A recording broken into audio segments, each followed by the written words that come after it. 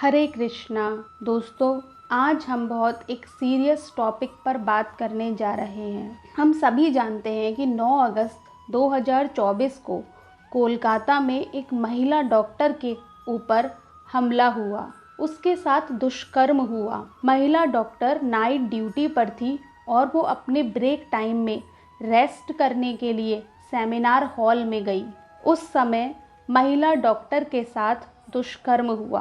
क्या हमारे देश में अब डॉक्टर भी सुरक्षित नहीं है? डॉक्टर्स को हम लोग देवता कहते हैं क्योंकि वो हमारी ज़िंदगी बचाते हैं और उनके साथ भी ये सब हो रहा है। हम लोगों को मेन प्रॉब्लम ढूंढनी चाहिए और ये कब तक होगा? इन सब सिचुएशंस का सॉल्यूशन क्या है? आज हम श्रीमद् भगवद गीता की सहायता से इन प्रॉब्लम्स का कॉज ढूंढेंगे और इनका सॉल्यूशन भी देखेंगे कि भगवान श्री कृष्ण ने इस विषय में क्या कहा है। आइए शुरू करते हैं। भगवान श्री कृष्ण ने अध्याय 2 के श्लोक 62 में इस विषय में बताया है। भगवान श्री कृष्ण कहते हैं कि जब कोई मनुष्य इंद्रिय विषयों अर्थात सेंस ऑब्जेक्ट्स के बारे में बहुत ज़्यादा सोचता है तो उसके अंदर भौतिक इच्छाएं प्रकट होती हैं और उस पर्टिकुलर भौतिक इच्छा को पूरा करने के लिए उसके अंदर अटैचमेंट पैदा होता है, आसक्ति पैदा होती है और अटैचमेंट के बढ़ने से उसके अंदर लस्ट उत्पन्न होता है और अगर लस्ट की पूर्ति नहीं होती है तो उस व्यक्ति के अंदर क्रोध पैदा होता है। दोस्तों, आज का यूथ सबसे ज़्यादा किसके बारे में सोचता है? आप ही बताइए।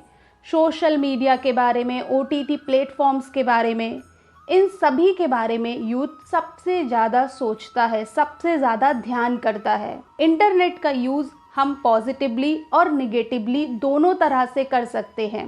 फॉर एग्ज़ाम्पल, कुछ टीनेजर्स इंटरनेट पर एकेडमिक नॉलेज गेन करते हैं और वहीं दूसरी ओर बहुत सारे टीनेजर्स इंटरनेट पर रॉन्ग नॉलेज भी गेन करते हैं।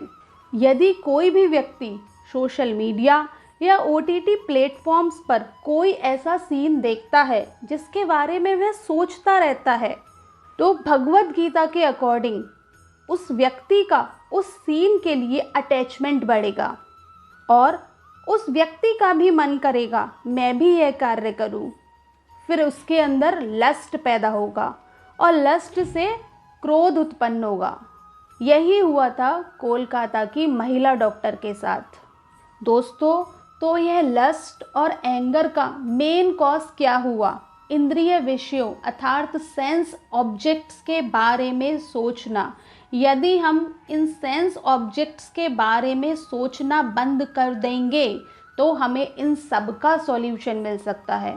और इंद्रिय विषयों अर्थात सेंस ऑब्जेक्ट्स का ध्यान रोकने के लिए हमें अपने मन को कंट्रोल करना होगा।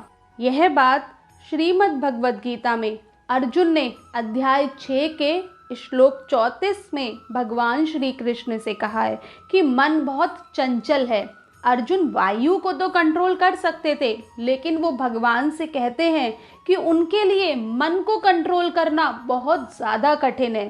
फिर सोचो, आज के मनुष्यों के लिए मन को कंट्रोल करना कितना ज़्यादा कठिन होगा। आप स्वयं भी देख सकते हैं, आपका मन कभी इधर कभी उधर भागता रहता है।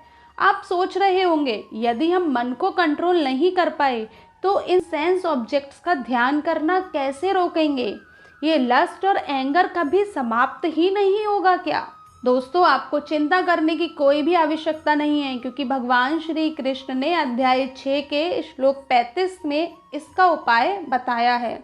भगवान कहते हैं कि निस्संदेह मन बहुत ज़्यादा चंचल है और इसको कंट्रोल करना भी बहुत कठिन है, परंतु यदि हम रेगुलर प्रैक्टिस करते हैं तो हम मन को कंट्रोल कर सकते हैं। हमारे मन में भी जब भी ऐसे विचार आए तो हमें तुरंत भगवान श्री कृष्ण के बारे में सोचना चाहिए।